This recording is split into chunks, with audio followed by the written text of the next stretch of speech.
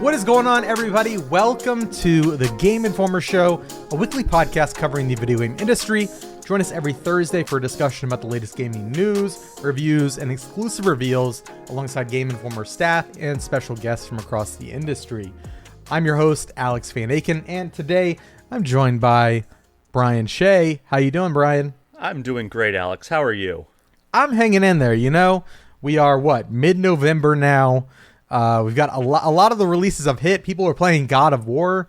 They're playing, maybe Sonic soon. Yeah, some people playing God of War, which is awesome, and then the other people are playing Sonic, which is also good.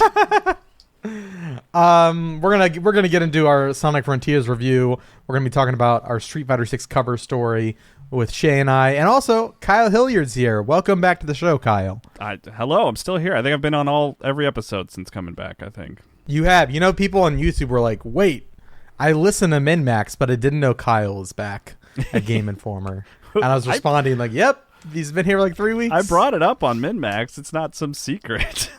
It's very funny because when your God of War review went up, people were like, a Kyle Hilliard review on Game Informer? What year? Oh, I saw someone that was like, Modern Warfare 2 is out, and there's a Kyle Hilliard review on GameInformer.com. What year is it? That's really funny. Yeah. Actually.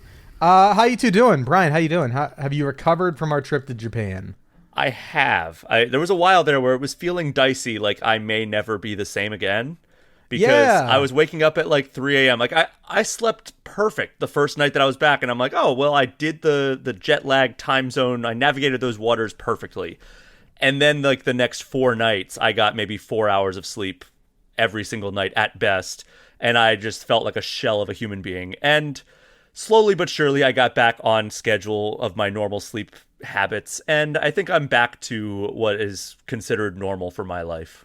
I'm not joking when I think it took me like a full 8 days to get back on a rhythm.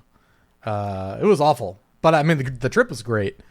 But I was not prepared for the jet lag going to Europe early in the summer for the first time. Again, all these are like firsts for me. So going to Europe and coming back out for Gamescom, that was like probably 4 days of, recovery. Japan was just, I was not anticipating. It's the other side of the planet. Everybody's exaggerating. It can't be that bad.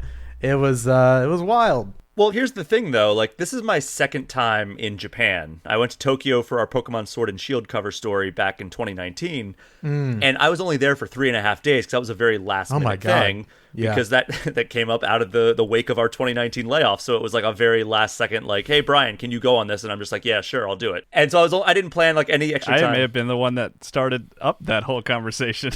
Yes, originally Kyle Hilliard was the one that was supposed to go, but fate had other plans. Right? Yeah. And I ended up going on a very short notice. While I was in Germany was when I agreed to go on that trip like a week and a half later. And so I didn't build in any extra time or anything. I just went on the trip, did my stuff, and came back. So it was only 3.5 days. So my first time there was not nearly as bad in terms of like jet lag and everything because I just didn't have the time to adapt. Whereas this trip, we were there for a full week. So I was fully adjusted to like Japan time, and boy, oh boy, did my body let me know that when I returned. Yeah. Well, yeah, we can just jump into it. I feel like a YouTuber when I said that. Let's jump into it. Click that like button to subscribe, which is actually something you should do over on the YouTube the Game Informer YouTube channel. I like that you were like making fun of people who say that. And you're like, well, actually, I'm serious. Yeah. Let's talk about Street Fighter 6. So yeah. Shay and I went to Osaka a few weeks ago to visit Capcom, and we got to play the latest build of Street Fighter 6. Alex, you are burying the lead here. It's the cover. It's the cover story. Yeah, I am. Yeah, Street Fighter 6. I just figured people would see the headline, Street Fighter 6 cover reveal, Game Informer show. Right. Yeah, Street Fighter 6 is on our cover this month. It features some awesome art of Ken. And I just want to give a shout out to Lele, Monica. They did an incredible job of, designing this issue. But this was Monica's first cover story that she designed, and she knocked it out of the park. So everybody go over to GameInformer.com/magazine. Make sure you have a subscription. get a digital subscription if you don't have one. You can sign up through PowerUp Rewards, or if you want to skip all that, go to the iOS store, go to the App Store, and grab a digital subscription through there. And make sure to read this awesome story that Shay wrote and Monica designed. But Shay, how about you just jump into it? Tell us all about Street Fighter 6 and what you learned. Yeah, so basically this was kind of like a kind of a deep dive, but also kind of a behind the scenes story, right? We got there. People have played Street Fighter 6. There's been a closed beta.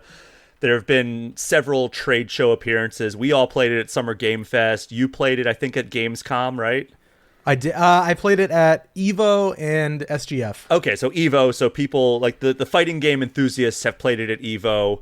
They were talking about how they just got back from Brazil because they were at like some trade show out in Brazil right before our trip. So like I'm sure they were dealing with the same jet lag issues we've been dealing with, and it's something that people have played is basically my point here. But like we got there, we got to play the original build that people played for the closed beta.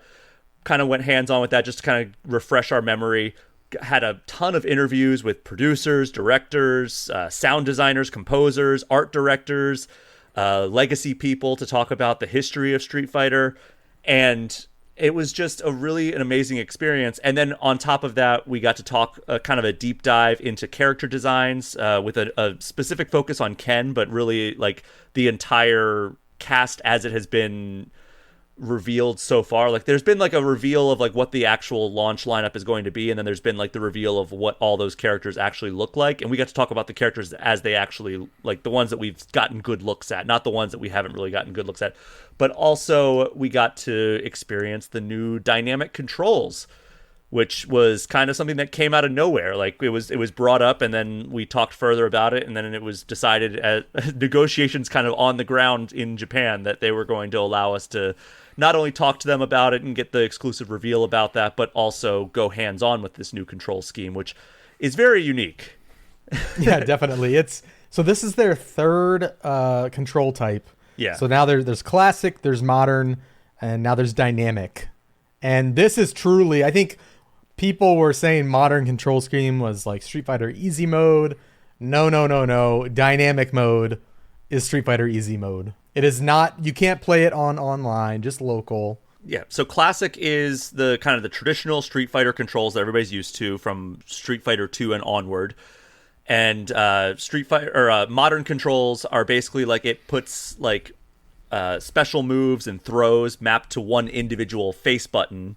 So like if you want to throw a Hadouken or if you want to do another special move, you just push that button and it'll automatically do it. So you don't have to put in any inputs, but you can also put in inputs as well.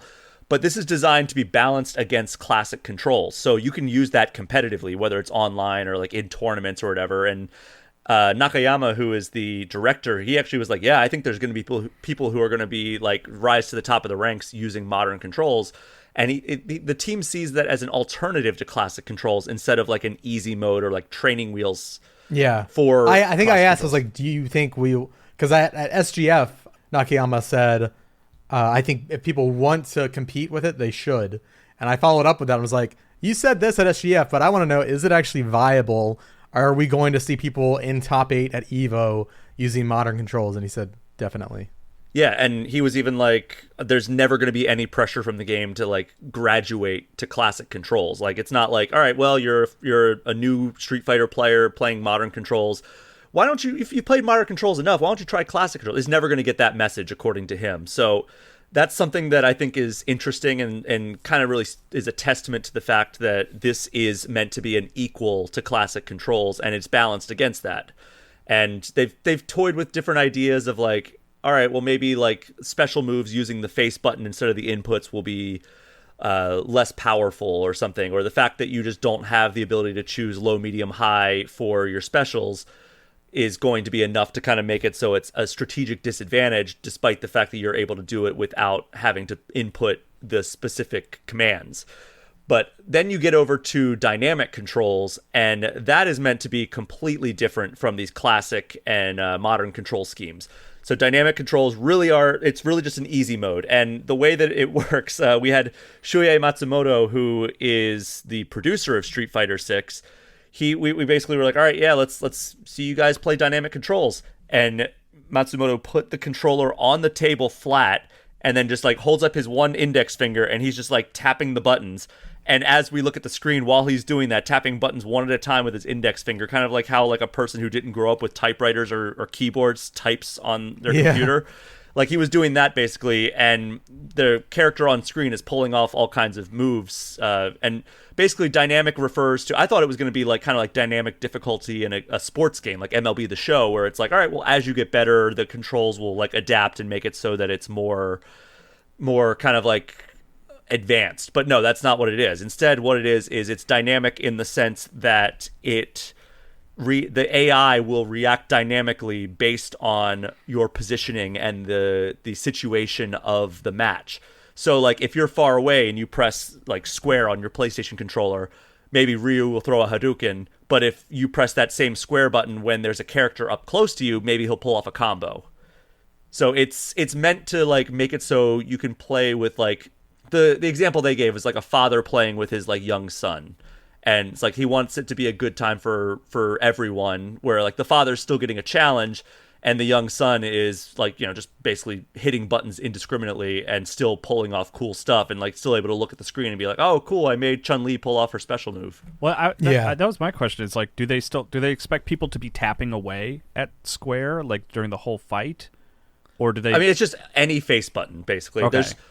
From what I understand, from my time playing hands-on, the two things that you still have to do manually, you still have to like change your positioning. So like if you want to move around, you can do that on the D-pad or the joystick, whichever way you like to play.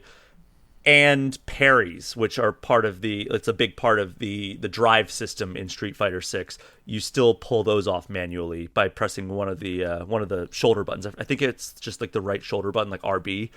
But it might have been the trigger if I'm just trying to remember what my hands-on time is. But yeah, those are things you still have to manually pull off from my understanding. I think you don't actually have to change your direction yourself. It will, me and you, I think we used it that way. But I also saw Matsumoto, I've been watching the gameplay footage we have.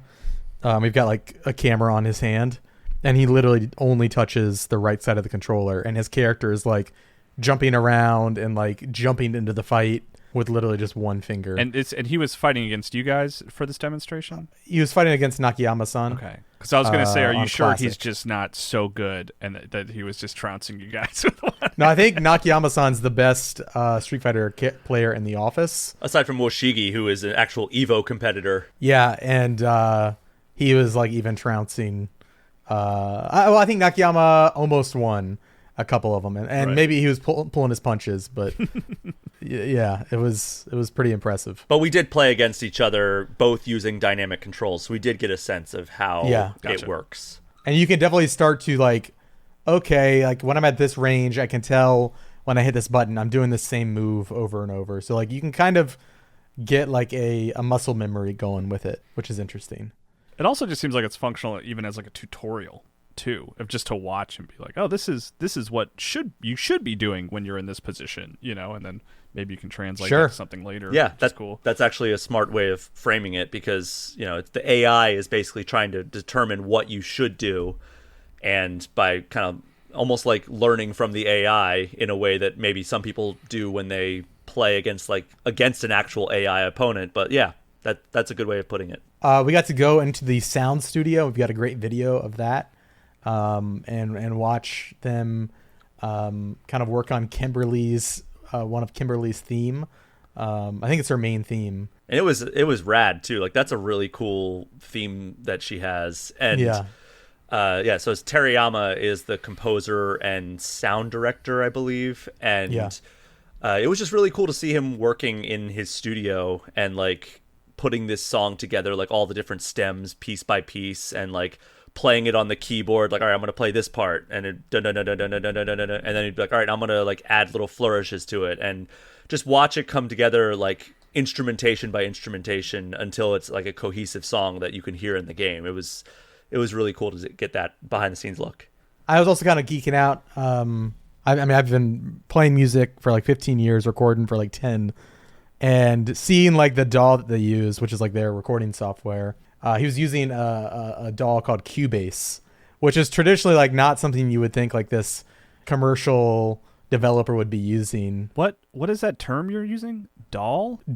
Yeah, what is that? Digital Audio Workstation, DAW. So it's like the hardware they were using to record. Like Ableton or Pro Tools or Reason or Cubase. But like Cubase is typically not something that you would expect to see at like a big company. And so it was very cool because it almost felt like this was just like his it was almost like, granted it was like a very nice studio, but it was like, okay, he's literally just like almost at home, like in his little home studio here, just knowing the tools that he's using, and it was really cool to see. Gotcha. And by the way, you can see videos of all these things, both of Terayama composing the theme and the dynamic controls of Matsumoto and Nakayama on GameInformer.com and the YouTube channel for Game Informer. Yeah, youtube.com/Game Informer. We got both videos for that as well as a rapid fire this week. Those are always fun. Yeah. And they were good sports. They were very good sports.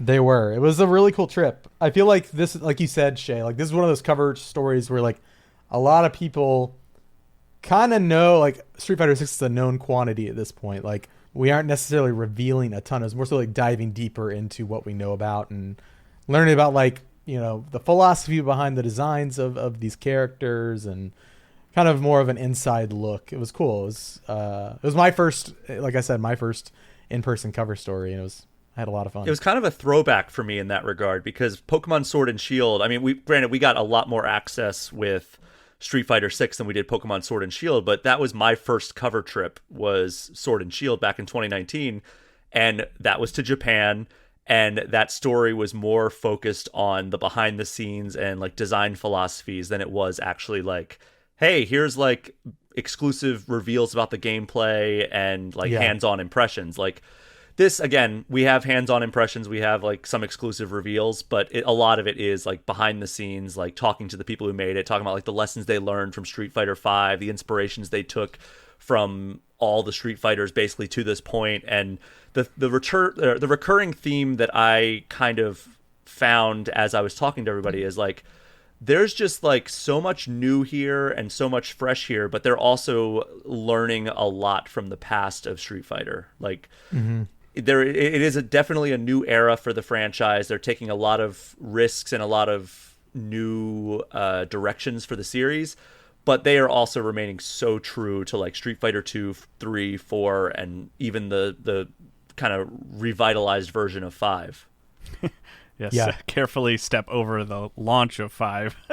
Oh, they did not. They embraced that. Like when I talked to them about that, they were like, "Oh yeah, we learned that like our community wants to be like communicated with, believe it or not, and like that's really important to people." And we also like learned all these other things, and I put that all in the cover story because that turned out to be a very important part of what made 6 so theoretically so good, is that they learned a lot from 5, and like the mistakes that were made in 5 they just did not want to repeat. Like the development team seems to, they're going for it with a lot of like new features with 6, and in talking to Tsuchiya, who is the producer, I think he's been at Capcom for 30 years now, he was talking about how like he can't remember the last time there was a project at Capcom where they just didn't have to make any compromises, because he went to like Capcom leadership and like advocated like, hey, we can't have a repeat of what Street Fighter V was.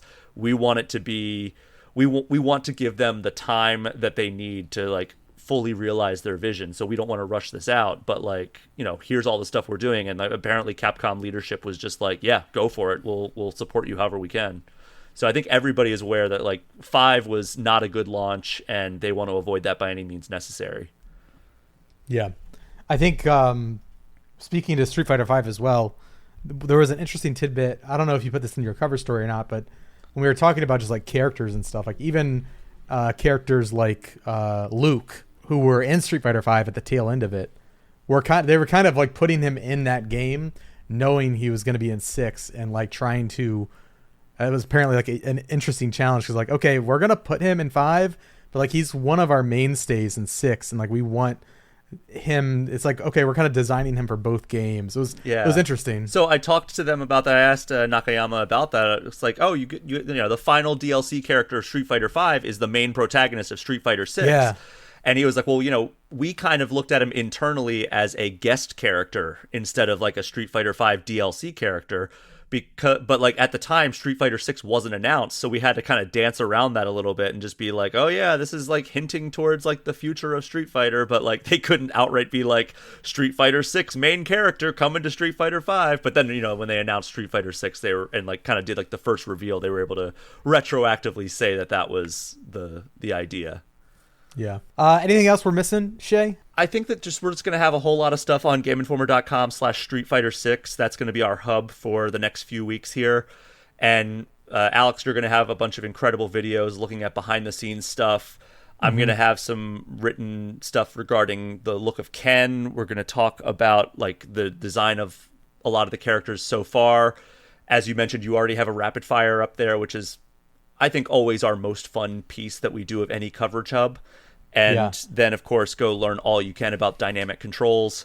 And, the arcade. I was getting to that. We're gonna. We actually convinced Capcom to allow us to essentially kidnap Nakayama and Matsumoto for an evening, and we left from the Capcom offices and went to a game center in Osaka to play Street Fighter 2, 3, and 5 at like arcade cabinets out in one of the arcades there. They have 5 arcade cabinets? Oh yeah.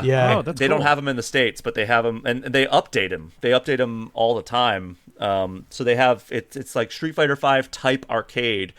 And they're just constantly implementing like new costumes and everything. So like you have access to everything when you put in a token or a 100 yen piece.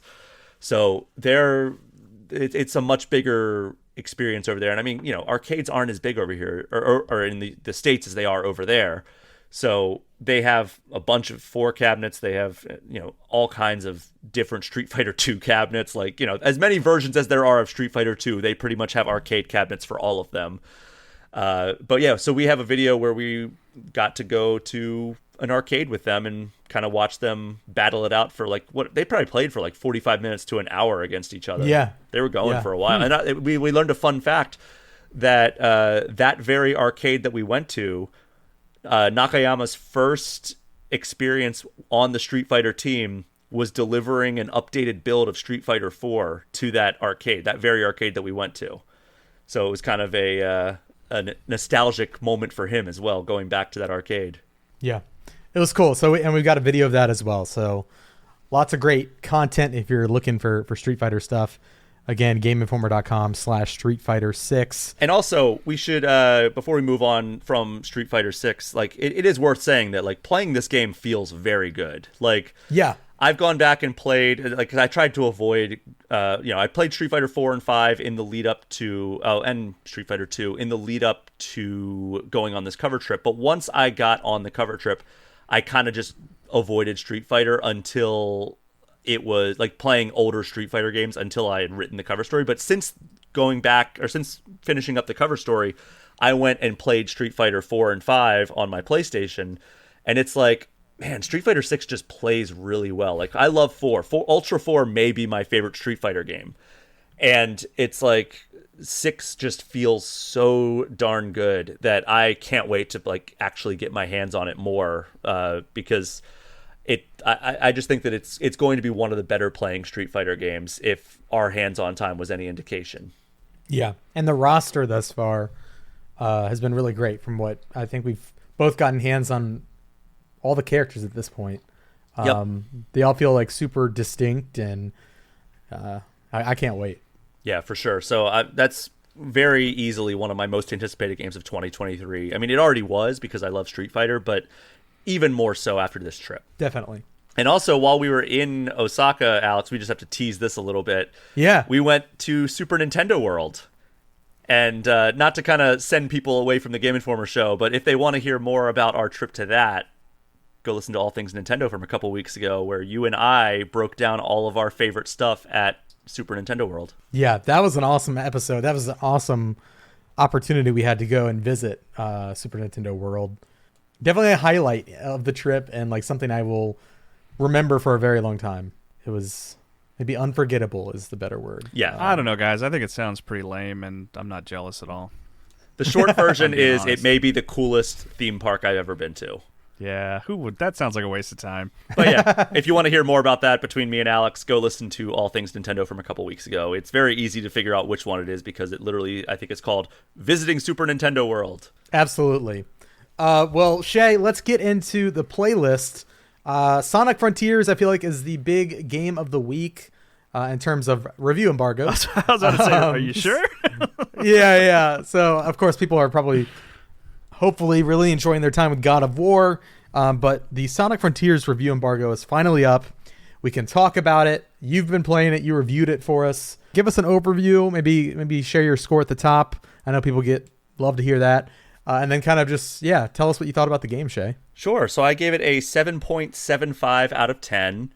And I will say that, it is a large change to the Sonic the Hedgehog formula, which we knew going in.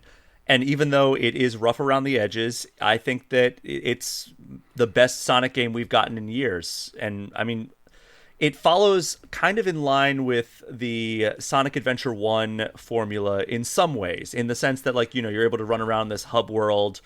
But the hub world in Sonic Frontiers is so much more involved. It's more like a level unto itself. Whereas Sonic Adventure 1 was kind of like, there's some mild puzzles and everything here and there, but its primary goal was to get you to like the levels, whereas the levels, the linear stages of Sonic Frontiers are much more sprinkled, de-emphasized, I would say, in terms of like you can even skip them if you want. Like you can find a lot of the stuff that you need to progress very slowly, albeit, through the open zones.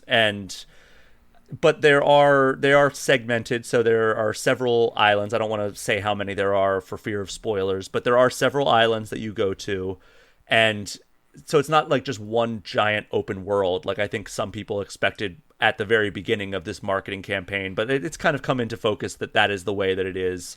I think primarily through our cover story back in, I guess that was, what was that, June or July? I think it was June was when our cover story hit. I think the way I've been framing it in my brain has been like more like a Mario Odyssey type thing, where you got these big levels and they're like a big playground. Yeah, I would say almost the way that Super Mario Odyssey was kind of like a spiritual successor to Super Mario 64.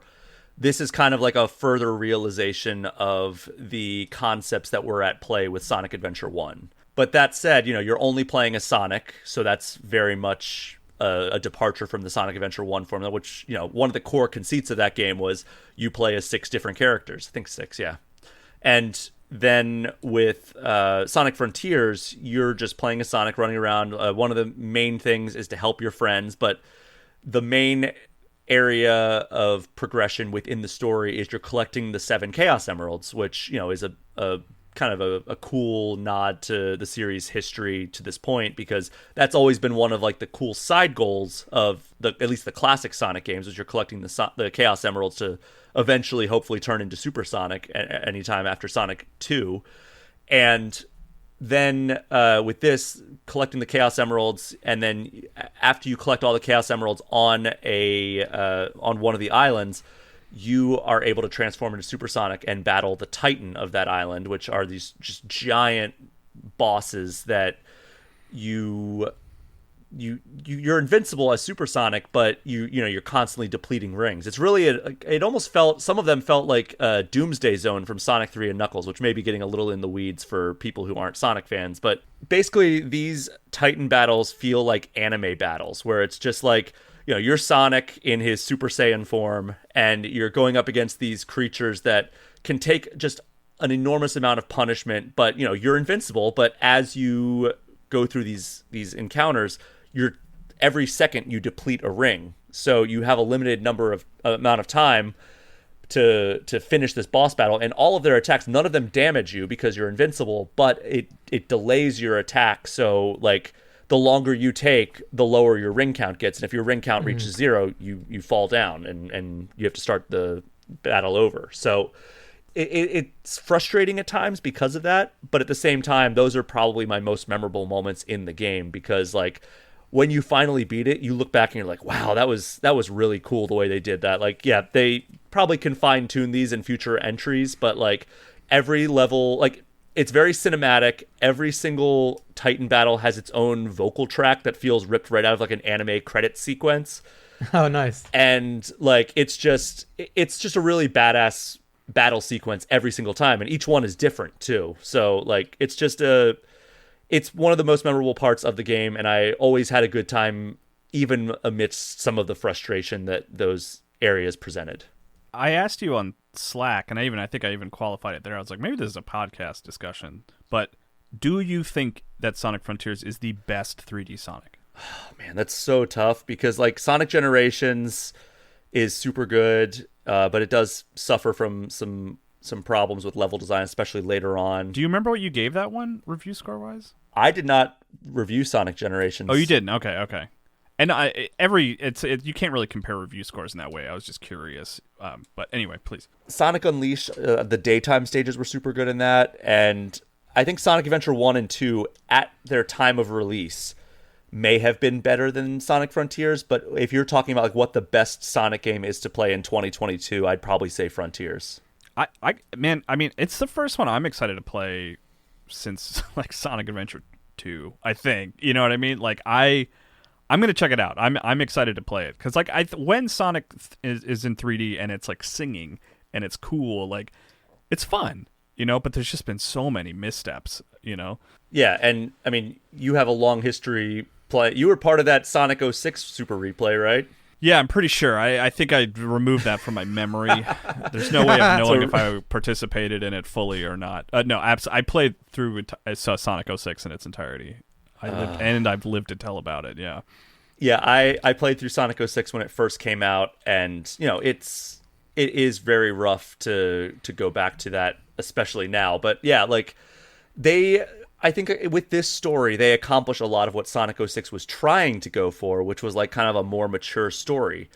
And where Sonic 06 was kind of like laughable in that regard, this, I think, hits it out of the park in some ways. Like there are some times where like it's just like there's a cutscene and it's like, all right, this is like really melodramatic and like almost to the point of like I winced a little bit. But like I would say 90% of the time the story landed for me, and there are some really good moments with some of the characters that Sonic interacts with that like just seem like some of the better character moments in the series history. Like I don't want to spoil it, but there's one of like this, like one of the characters is like focused on growth, and a moment that he has with Sonic, it's like, oh, well, that's actually kind of touching that they're talking about that, and like knowing like what their relationship is, it's kind of cool to see it evolve in that way. And then like in the context of Frontiers, or were we talking about long-term Sonic in the context of the entire franchise, which right, by the way, people who are fans of Sonic will love a lot of the callbacks that they do, and like none of them are really like consequential in the sense that like, oh well, it's not like watching Infinity War and not having seen any of the other Marvel movies where it's like, who are these people? It's like every once in a while it'll be like, oh, this kind of reminds me of that time we were on Angel Island, and it's like a callback to like Sonic 3 or something. And they do that all the way up through Sonic Forces. So like they call back to a lot of the classic games and even some of the lesser loved games. So it's really nice to have that and like that fan service. And you could tell that Ian Flynn, who has written the comics for, I want to say 15, 20 years at this point, he came over from the Archie comics and now he writes the IDW run. This is the first game that he's written, and you can tell like there's a lot of love and care put into the story, and like he knows these characters super well. Interesting. Cool. Well, anything else, Brian, on Sonic Frontiers? I guess I'll say that like, you know, the combat is pretty simplistic. You do unlock new skills through a skill tree, and if you don't really want to futz around with the combat system, you can unlock an auto combo option, which when you go in and like you're just hitting the button for like attack, you don't have to worry about any inputs. It's kind of like the dynamic controls of Sonic, where the AI will decide like what unlocked attacks that you have and which ones are best used in that scenario. And you can turn that on or off once you unlock it in the skill tree. I played around with it a little bit, and then I decided to turn it off because I liked having a more dynamic, well, there's that word again, a more dynamic input sequence to put in for my combat combos. And then other than that, the open zone structure, it is so much fun running around these open zones, as they refer to them as, because they kind of want to steer away from open world because, I don't know. But well, it sounds like that's not what the game is, right? It's not open world in the traditional sense. It's not really, it's not like a Red Dead Redemption type of situation where you can just go anywhere whenever you want. But they're designed well sometimes. Other times they're just an illogical mess where it's like, I just need to get to this one point, this one waypoint that I set. How the hell do I get to it? And I was just like looking all over the place. Like, all right, well, I'm looking up in the sky saying like, all right, well, that rail leads from there. Like, you know how like if you do like a maze backwards, that's kind of like an easier way to complete the maze. Yeah. That's what I was trying to do in my head. But then pop-in was such a problem for this game where like I'd be walking and I'd be like, all right, well, where does that rail lead to? And then I'd get a little bit closer and then suddenly like a whole series of platforms would populate in front of me. And I'm like, oh, well, that makes that a lot easier. But sometimes... And you're playing on PS5, right? Yeah, I did switch over to frames per second mode instead of 4K mode, which I highly recommend 60 FPS mode because it just feels so much smoother in a game like this where movement is such an important part of the game. Brian, I'll take it a step further. I'd recommend that mode for literally every game. But like a game like this in particular, like I'm sometimes agnostic to like, all right, do I want to do 4K mode or do I want to do 60 FPS mode? It's like whatever. But like for this, like I played maybe the first 6 or 7 hours of this game in 4K mode and then I switched over to FPS mode. I'm like, wow, this is like night and day how much smoother this is with FPS mode. So recommend that, but I don't know, maybe that contributed to the pop-in because I don't know. It just, the pop-in was pretty egregious at times and that sometimes also made it more difficult to navigate the world as you're trying to like trace like, all right, well, I need to get to there, so take that rail system over to here, where does that rail system lead to? And then you get closer and realize there's platforms that would have helped you get up to there. But yeah, I think that the world is overall fine, but like it's frustrating at times, so just go into it knowing that. And again, the game itself is fun. It's the best Sonic we've had, the best 3D Sonic, I should clarify, because Sonic Mania rules. The best 3D Sonic game we've had in many, many years, maybe ever. And but yeah, it's still rough around the edges, and I'm most excited to see like where the studio takes it from here, because they have said that like, this is kind of like the blueprint and the foundation for future Sonic games. So I'm curious to see where they take this formula and like how they go about refining it from here. Awesome. Well, thank you for that insight, Shay. We've got a couple minutes left in the podcast. It's going to be a shorter episode. We are just swamped with work, and I'm getting ready to be out of the country again. So we're just going to keep rolling. Kyle, how is Shadows of Rose DLC, the new Resident Evil 8 Village, Ethan Winter's expansion? Is that what this is? It's part of the Winter's expansion, which is, Resident Evil Village DLC, which is like, there's some mercenary modes that have been added, and then you can now play through the entirety of Village in third person, which is kind of wild. Did you try that out at all? I didn't mess with that mostly because Rose plays third person, right? Like that the DLC is third person, so I got a little taste of how that works. It's I love Village. I think Village was like one of my favorite games that year it came out. Me too. It's like 4 is still kind of my favorite Resident Evil, but I would put Village up pretty high because I like when they go big with Resident Evil, and I feel like Village did. And it also left off in such a way where I was like curious to see, well, what's the deal with this Rose character? She seems like she's going to be kind of important to Resident Evil moving forward.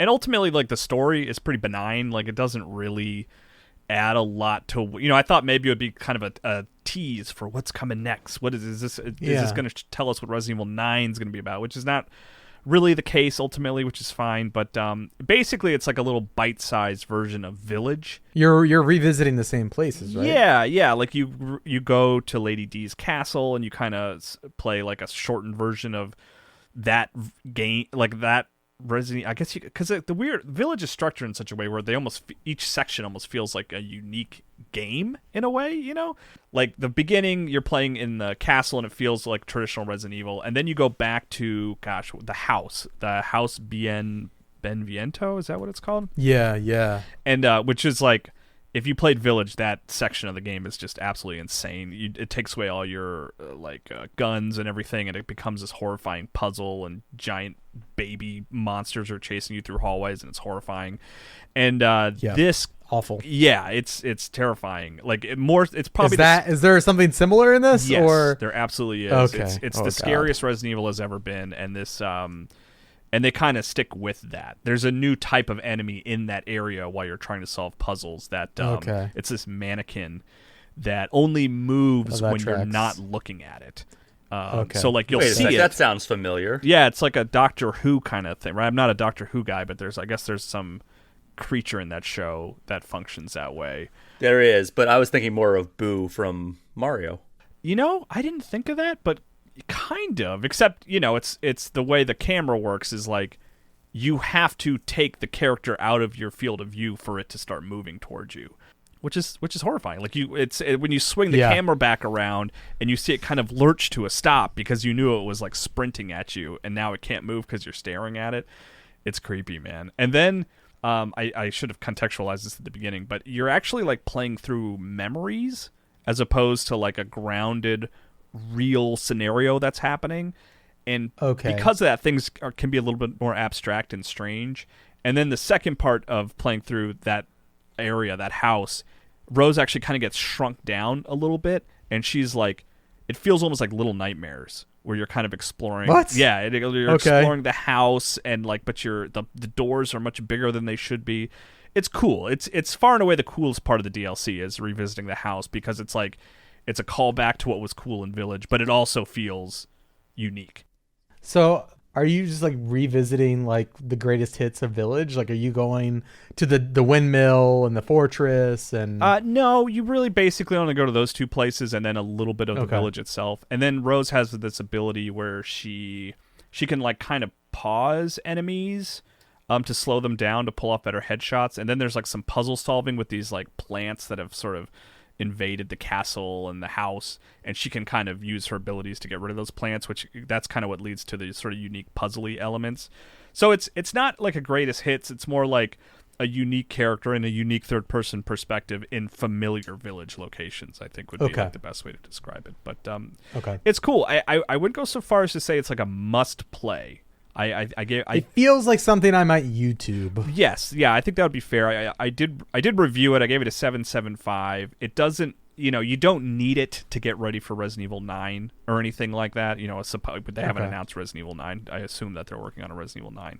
But it's cool. Like, if you liked Village and you kind of want to get another little taste of Village without having to replay the full game and learn a little bit about Rose, I think it's worth checking out, I think. Awesome. Yeah, Resident Evil Village was the first Resident Evil I've played since RE5. And before RE5, it was maybe like RE1. I don't know. Have you never played 4? I haven't, so I'm really looking forward to the remake. Oh, interesting. That you're going to go in without like every... I mean, I know a lot of what happens because I'm like... I like watching like Resident Evil video, like lore and stuff occasionally. And I know like the premise of the game and some of the big moments early on. Let's spoil them all here. Yeah, perfect. It's still a unique perspective because that's a game that people just know so well. I've probably played through that game at least 4 times in my life, GameCube, Wii, Switch, Yeah. I was kind of horror averse for a while, and I still am, but I'm finding that I think if I can get over my pre-playing or pre-watch anxiousness with horror stuff, I really do enjoy it. So I'm trying to just like force myself. And Resident Evil Village was the first horror game I think I finished in like years. So how'd you do in that house then? Did you do all right in there? It was awful. It was awful. It was so bad. By the way, we had a chance to go to a Resident Evil experience at Universal Studios Osaka while we were there for Super Nintendo World, but we just ran out of time. But basically what it is you enter this building and it's like a maze that you go through, and there are zombies who will pop out and chase you. Yeah. And it sounded horrifying, but unfortunately we did plan on going to it, but we just spent 6.5 hours at Super Nintendo World. Yeah. I would have liked to go on that, but that would have been cool. Yeah. But that's cool though.